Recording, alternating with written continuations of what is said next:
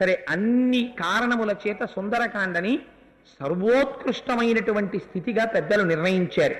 గమ్మత్తు ఏమిటంటే, మీరు జాగ్రత్తగా వింటే ఉపాసనకి సంబంధించినటువంటి అనేక రహస్యాలు తలబద్దలు కొట్టుకున్నా సరే ఇవి ఎలా ఉంటుంది అని అర్థం కానటువంటి విశేషాలు కూడా హనుమ యొక్క అనుగ్రహంతో, సీతారాముల యొక్క అనుగ్రహంతో ఉపాసనకి సంబంధించినటువంటి రహస్యాలన్నీ తేటతల్లమవుతాయి సుందరకాండలో. అందుచేతే ఆధ్యాత్మికంగా ఉన్న వాళ్ళకి ఆధ్యాత్మికమైనటువంటి పురోగతి, ఇంట్లో కష్టాల్లో ఉన్న వాళ్ళకి కష్టాలు తొలగిపోతాయి. ఏమండి, మా ఇంట్లో పాపకి పెళ్ళవలేదు, సుందరకాండ వింటే పెళ్ళవుతుంది. ఏమండి, పిల్ల చాలా కాలమైంది వివాహమై సంతానం లేదు, సంతానం కలుగుతుంది. బంధువులు దూరదేశం వెళ్ళిపోయారు, అప్పటి నుంచి ఇప్పటి వరకు మళ్ళీ మేము బంధువుల్ని కలవలేదు, సుందరకాండ విన్నవాడికి బంధు సమాగమం అవుతుంది.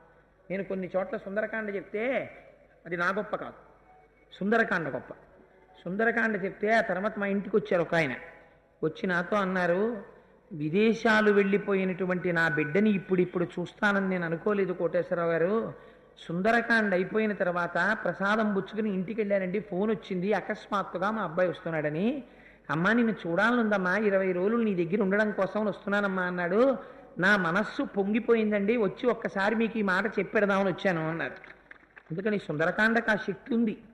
అందుకని దూరదేశాల్లో ఉండేటటువంటి బంధుమిత్రుల యొక్క సమాగమం కలుస్తుంది, పితృదేవతలు ఆనందిస్తారు, విశేషించి దేవతలందరూ ప్రీతి చెందుతారు. సుందరకాండ అంత శక్తివంతమైనటువంటి కాండ.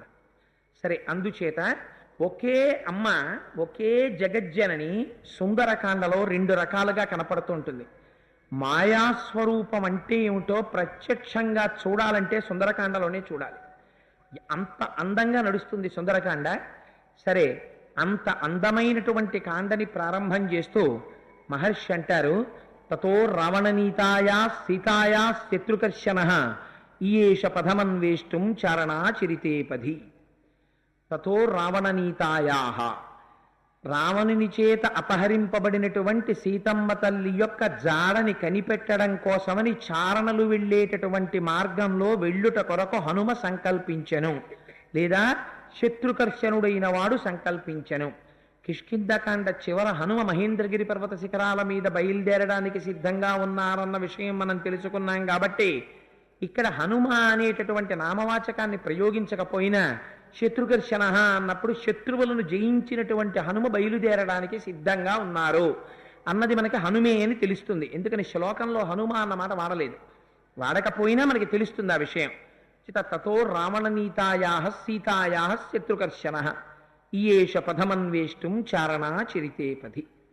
ఈ ఒక్క శ్లోకమే మీరు చెప్తే యథార్థం అనుకుంటారో లేదో నాకు తెలియదు, కానీ ఈ ఒక్క శ్లోకం మీద భారతదేశంలో కొన్ని వందల పేజీలు రీసెర్చ్ చేసి వ్యాఖ్యానాలు చేసిన వాళ్ళు ఉన్నారు.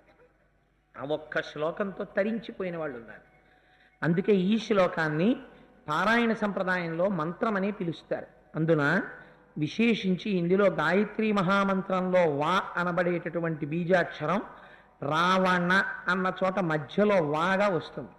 ఇంచేత అంటే మంత్రములను వేదికల మీద చెప్పకూడదు కనుక అందున గాయత్రీ మంత్రం అందరూ వినకూడదు, అందరికీ చెప్పకూడదు కనుక గాయత్రీ మంత్రానికి ఒక స్వరం, గాయత్రీ మంత్రం చెయ్యడానికి పెద్దలు ఒక అధికారాన్ని నిర్ణయించారు కనుక దాని గురించి పూర్తిగా ఎక్కడ అన్నది అనరు. రావణ అన్న దాంట్లో వా గాయత్రీ మంత్రంలో 12వ అక్షరమైన వా. అందుకని పరమశక్తివంతమైనటువంటి ఒక బీజాక్షరంతో ప్రారంభం అవుతోంది. సుందరకాండ ప్రారంభంలో ఉన్న గొప్పతనం తనంత తానుగా మంగళాచరణముతో ప్రారంభమైపోయింది. ఎందుచేత అంటే తతో రావణనీతాయ అంటూ మొదలెట్టారు. తత్ అంటేనే పరబ్రహ్మస్వరూపం. మీకు ఇందాక చెప్పాను, ఒక్క భారతీయ సాంప్రదాయంలో ఒక గమ్మత్తు ఉంది. ఏమిటా గమ్మత్తు అంటే మహావాక్యములు అని కొన్నింటిని పిలుస్తాం మనం.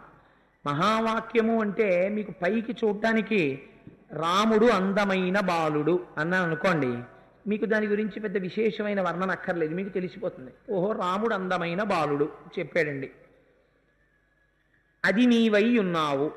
ఇప్పుడు మీకు ఏమర్థం అవుతుంది? ఏమిటది నువ్వై ఉన్నావు? అదెవరు, నువ్వెవరు, అయి ఉండడం ఏమిటి? దీనికి వ్యాఖ్యానం అవసరం అవుతుంది, పూర్వాపర అనుసంధానం అవసరం అవుతుంది. ఇప్పటి వరకు అది అని పరబ్రహ్మంగా చెప్పబడుతున్నది నువ్వే అయి ఉన్నావు, నీకు దానికి భేదం లేదు, ఉన్నది రెండూ కలిసే ఒక్కటే, అవిద్య చేత రెండుగా కనపడుతున్నాయి, ఉన్నదొక్కటే అని చెప్పడానికి ఏ బ్రహ్మమును మనము తత్ తత్ అని పిలుస్తామో అటువంటి తత్తుతో ప్రారంభమైంది సుందరకాండ. తతో రావణనీతాయా సీతాయా శత్రుకర్షణ. ఆ సీతమ్మ తల్లి యొక్క జాడ కనిపెట్టడానికి ఈయేష సంకల్పించను. ఎవరు? హనుమ. హనుమ అనొచ్చు కదా. ఇక్కడికి వచ్చేటప్పటికి మహర్షి ఒక మాట వేశారు, శత్రుకర్షణ. శత్రుకర్షణుడైనటువంటి వాడు సంకల్పమును చేశాను. మీరు రామాయణాన్ని మొట్టమొదటి నుంచి వింటూ వస్తున్నారు. ఎక్కడైనా హనుమ ఎవరితోనన్నా యుద్ధం చేసి ఎవరినైనా చంపినట్టు వాల్మీకి మహర్షి ఇప్పటి వరకు రామాయణంలో ఎక్కడైనా చెప్పారా? వాల్మీకి రామాయణంలో ఇప్పటి వరకు జరిగిన ప్రవచనంలో ఎక్కడైనా హనుమ యుద్ధం చేసి ఫలానా వారిని చంపారు అని మీరు ఎక్కడైనా విన్నారా? ఇప్పటి వరకు ఎక్కడ వినలేదు కదా. మనం ఎవరితోనో ఆయన యుద్ధం చేసింది వినలేదు. మరి అటువంటప్పుడు శత్రుకర్షణ అనడానికి ఆయన ఏ శత్రువుల్ని సంహరించారు అంటే, శత్రువులను సంహరించిన వాడు అనడానికి కారణం ఆ శత్రువులు బాహ్య శత్రువులు కారు, అంతఃశత్రువుల్ని గెలిచారాయన. ఎవరా అంతఃశత్రువులు? అందుచేతనే యోగి పుంగవుడై సాధకుడిగా మాత్రమే ఉన్నారు హనుమ. ఎందుచేత అంటే మొట్టమొదట ఆత్మదర్శనానికి బయలుదేరేటటువంటి యోగికి ఉండవలసిన ప్రథమ లక్షణం ఇంద్రియ నిగ్రహం. ఇంద్రియ నిగ్రహమే లేదనుకోండి, శమము దమము అని రెండు మాటలు వాడతారు. శమము దమము అంటే బాహ్యేంద్రియముల యందు నిగ్రహం ఉండాలి, అంతరింద్రియముల యందు నిగ్రహం ఉండాలి.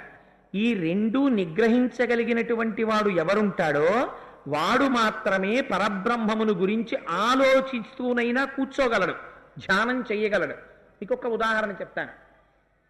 మీరు ఏదో ఒక మంత్రం పుచ్చుకున్నారనుకోండి, ఆ మంత్రములకు ఒక అధిష్టాన దేవత ఉంటారు. ఆ అధిష్టాన దేవత యొక్క స్వరూపం ఇలా ఉంటుంది అని మీకు గురువులు మంత్రోపదేశం చేసినప్పుడు చెప్తారు. చెప్పి దానికి ఒక ప్రార్థనా శ్లోకం చెప్తారు, అంగన్యాస కరన్యాసాలు చెప్తారు. చెప్పి నాయనా నువ్వు ఆ మంత్రం చేసే ముందు ఈ ప్రార్థనా శ్లోకం చెయ్యి, ఆ మంత్రాధిష్టాన దేవతని ఈ స్వరూపంగా నువ్వు ధ్యానం చేయి మనస్సులో. బాహ్యనేత్రములను మూసి ఆజ్ఞాచక్రం మీద ఆ మంత్రాధిష్టాన దేవత యొక్క దర్శనం చేస్తూ ధ్యానం చేయమని చెప్తారు. మీరు బాహ్యనేత్రములను మూసిన మీ మనస్సు ఒక నేత్రంతో ఉంటుంది. అదే గమ్మత్తు.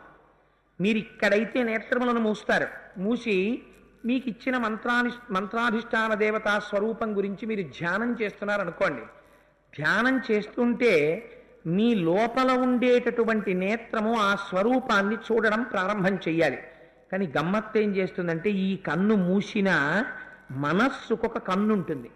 అదేం చేస్తుందంటే ఆ కన్ను పెట్టుకుని ఇతపూర్వము మీ చేత చూడబడినటువంటి వస్తువులని తాను చూసి దర్శనం చేయిస్తుంది లోపల. ఎంత గమ్మత్ అంటే, మీరు దేవతా దర్శనం కోసమని ప్రార్థనా శ్లోకం చెప్తారు, కానీ మీ మనస్సు అక్కడ నిలబడదు. వెళ్ళినట్టు వెడుతుంది, నాలుగు అలవాటు చేసేస్తుంది కాబట్టి ఆ శ్లోకం చెప్పేస్తుంది. చెప్పేసిన తరువాత ఆ మనస్సు కన్ను పట్టుకుని జారిపోతుంది. జారిపోయి ఈ ఇంద్రియం లోపల ఉండే శక్తిని పట్టుకుని జారిపోతుంది. జారిపోయి ఎక్కడికి వెళ్ళిపోతుంది? తన ఇష్టం వచ్చిన చోటుకి వెళ్ళిపోతుంది.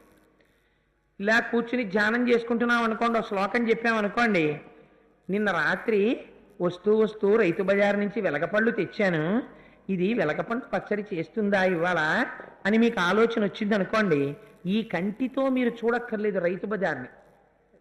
నేను హాస్యం కోసం ఈ మాటలు చెప్తున్నానని మీరు అనుకోకండి, నేను చాలా ఒక గంభీరమైన విషయాన్ని ప్రతిపాదించాలని చెప్తున్నాను. అప్పుడు మీ కళ్ళ ముందు రైతు బజార్ ఉండక్కర్లేదు, వెలగపళ్ళ బొట్టు ఉండక్కర్లేదు, వెలగ పండు ఉండక్కర్లేదు. కానీ మీ మనస్సు ఒక కన్ను పెట్టుకుని రైతు బజార్కి వెళ్ళిపోతుంది. వెళ్ళిపోయి రైతు బజార్ని చూస్తుంది. మీకు లోపల రైతు బజార్ కనపడుతుంది, వెలగపళ్ళ బుట్ట కనపడుతుంది, మీరు కొన్న వెలగపళ్ళు కనపడతాయి, మీరు తెచ్చి ఎక్కడ పెట్టారో కనపడతాయి. అది వెలగపళ్ళు చేస్తుందో కొబ్బరి పచ్చడి చేస్తుందో, రేపు నేను ఊళ్ళో ఉండను, ఎక్కడికో వెళదాం అనుకుంటున్నాను, వెలగపండు పచ్చడి రేపు కానీ చెయ్యదు కదా, రేపు అక్కడికి వెళ్ళాలి. ఎక్కడికి వెళ్ళిపోయింది? ఇవాల్టి దగ్గర నుంచి రేపటి వరకు, ఇవాళ చేసే కొబ్బరి పచ్చడి వరకు ఇన్నింటితో వెళ్ళిపోతోంది. ఇక్కడేమవుతుంది? మాల తిరిగిపోతుంటుంది, మంత్రం వెళ్ళిపోతుంటుంది. అధిష్టానము యొక్క దర్శనాన్ని చేస్తుందా? చెయ్యదు, జారిపోతుంది. శమదమములంటే ఇంద్రియాలని కట్టడి చెయ్యగలగాలి. బయట గెలవడం గొప్ప కాదు. ఓ ఇల్లు కట్టుకోవడమో, ఓ తోట కొనుక్కోవడమో, ఓ కారు కొనుక్కోవడమో తక్కువని నేను అన్నాం. కానీ ఏది గొప్పది?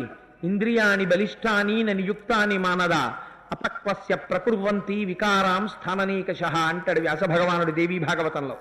అన్నిటికన్నా గొప్పది తన ఇంద్రియాల్ని తాను గెలవడం. మీరు ఎంత వద్దని చెప్పండి, మీ మీద ఇంద్రియాలు పోరాటం చేస్తూనే ఉంటాయి. ఇంకా ఎన్నాళ్ళు రా బాబు ఈ రామాయణం, ఇంకా 28వ రోజో 29వ రోజో అంటాడు. వీడ సాధ్యం కోలా. సాయంకాలం అయ్యేటప్పటికి వచ్చేస్తున్నాడు రామన్ నెత్తి మీదకి. 42 రోజులు పెట్టేశాడు ఈ ప్రోగ్రాము. వదిలేద్దామంటే అయ్యో మళ్ళీ వినకపోతే పాపమేమో అనిపిస్తోంది, వెళ్ళేద్దామంటేనేమో అవతల ఎన్ని సీరియల్స్ అయిపోతున్నాయో. మీకోసం కాదు మహాప్రభు, నా గురించి చెప్తాను అని లోపల నుంచి ఇంద్రియాలు ప్రతి క్షణం యుద్ధమే చేస్తుంటాయి. వీటిని కట్టడి చేసి కేవలము తను ఏ విషయం మీద ధ్యానం చేస్తున్నాడో ఆ విషయం మీదే నిలబడాలి అంటే మిగిలినటువంటి భోగముల వైపుకి ఇంద్రియాలు వెళ్లకుండా వాటిని త్రోసి రాదని పక్కన పెట్టేయగలగాలి. నాకు అక్కర్లేదని ఇంద్రియాలన్నీ వెనక్కి రావాలి. అలా ఇంద్రియాల మీద ఎవడు అధికారాన్ని సంపాదించి ఇంద్రియాల్ని గెలవగలడో వాడు శత్రుకర్షణుడు. శత్రుకర్షణుడైన వాడు చేసే మొదటి పని ఆత్మదర్శనము. వాడు యోగి కాబట్టి, సాధకుడు కాబట్టి ఆత్మదర్శనానికి బయలుదేరుతాడు. అందుకని శత్రుకర్షణ అన్న మాట సాధకునికి వర్తిస్తుంది, మొదట యోగికి వర్తిస్తుంది. అందుచేత శత్రుకర్షణుడై దేనికి బయలుదేరుతున్నారు? చారణా చరితే పది. చారణులైనటువంటి వారు వెళ్ళేటటువంటి మార్గములో వెళ్ళుచున్నారు. చారణులైనటువంటి వాళ్ళంటే ఎవరసలు? చారణులు అంటే భూమికి దగ్గరగా ఉండి సర్వకాలముల యందు శుభవార్తలను చెప్పేటటువంటి దేవతా స్వరూపాన్ని పొందిన వాళ్ళెవరో వాళ్ళకి చారణులని పేరు. ఆ చారణులు అంటే వాళ్ళు ఏం చెప్తారు? వాళ్ళు ఎప్పుడూ శుభవార్తలే చెప్తారు. ఎందుకు శుభవార్తలు చెప్తారు? వాళ్ళకి ద్వంద్వములు తెలియవు. వాళ్ళు నోరు విప్పి మాట్లాడితే మంచి మాటే మాట్లాడతారు. నిన్నను మీరు చూశారు ఒక మహానుభావుడు అలా మాట్లాడిన వాడు ఎవరు? నిశాకర మహర్షి మాట్లాడారు. నిన్న ఎవరితో మాట్లాడారు? సంపాతితో మాట్లాడారు. ఏం చెప్పారు నిశాకర మహర్షి? కొన్ని వేల సంవత్సరముల తర్వాత జరగబోయేటటువంటి సీతాన్వేషణ ఘట్టాన్ని ఆయన దర్శనం చేశారు. నిషా అంటే చీకటి అన్న అర్థం ఒక్కటే కాదు. నిషా అంటే ఇంద్రియముల యొక్క వ్యాపారములను క్షోభింపచేసి తగ్గించగలిగినటువంటి శక్తికి నిషా అని పేరు అమరకోశంలో. అందుచేత ఆ నిషా కర అంటే చేయువాడు. ఇంద్రియముల యొక్క వ్యాపారమును తగ్గించగలిగినటువంటి వాడెవడున్నాడో తన వాక్కుల చేత వాడు నిషాకరుడు. అంటే నిషాకరుడు గురువు. అటువంటి బ్రహ్మజ్ఞాని అయినటువంటి నిషాకరుడు దగ్గర విన్నవాడెవరు? సంపాతి. ఎలా విన్నాడు? సమ్యక్, బాగా విన్నాడు. ఏమని? రెక్కలు లేకపోయినా బెంగ పెట్టుకోకోయ్, నీకొకనాడు రెక్కలు వస్తాయి. రామకార్యంలో మాట సయ్యం చెయ్యడానికి ఇక్కడుండు. ఆ ఋషి దగ్గర విన్నటువంటి సంపాతి ఏం చేశాడు? సీతాదర్శనం చేశాడు. ఇవాళ హనుమ మిగిలిన వాళ్ళు లేకపోయినా సీతమ్మ అక్కడ ఉన్నది అన్న నమ్మకంతో వెడుతున్నారంటే ఎందుకు వెడుతున్నారు? సంపాతి చూశాడు.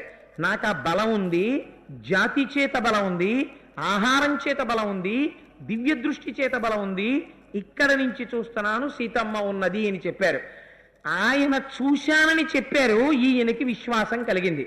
వేదాహమేతం పురుషం మహాంతం ఆదిత్యవర్ణం తపసస్తుపారే సర్వాణి రూపాణి విచిత్య ధీర నామాని కృత్వాభివదన్ యదాస్తే ఋషులు ప్రకటించారు.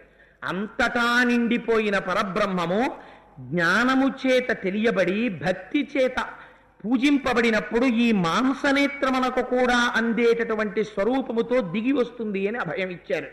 అందుచేత అటువంటి స్వరూపంతో ఉన్నటువంటి సీతమ్మ యొక్క దర్శనం కోసమని సంపాతి చెప్పిన మాట మీద విశ్వాసంతో ఇవాళ బయలుదేరుతున్నారు.